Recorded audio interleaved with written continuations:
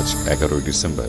আজকের উল্লেখযোগ্য বিষয়: অভিনেতা তুলসী চক্রবর্তীর মৃত্যু, সুরস্রষ্টা ও অর্কেস্ট্রা বাদক আনন্দ শঙ্করের জন্ম, সাহিত্যিক অক্ষয়চন্দ্র সরকারের জন্ম।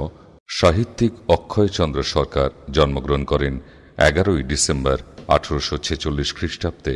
মৃত্যু 2রা অক্টোবর 1917 খ্রিস্টাব্দে হুগলি জেলার চুঁচুড়ায় তাঁর জন্ম। সাহিত্যিক ও কবি রায়বাহাদুর গঙ্গাচরণ ছিলেন তার পিতা। যৌবনারম্ভে বঙ্কিমচন্দ্র সম্পাদিত বঙ্গদর্শন সাময়িক পত্রে লিখতে শুরু করেছিলেন।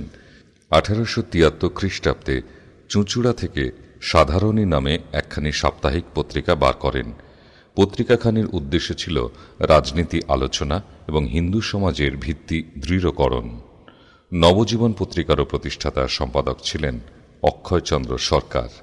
রেন্ট বিল এবং age of consent bill act 10 এর বিরোধিতায় ব্রিটিশ বিরোধী মনোভাব গড়ে তোলায় এবং স্বদেশী দ্রব্য ব্যবহারে একনিষ্ঠ ছিলেন অক্ষয়চন্দ্র সরকার।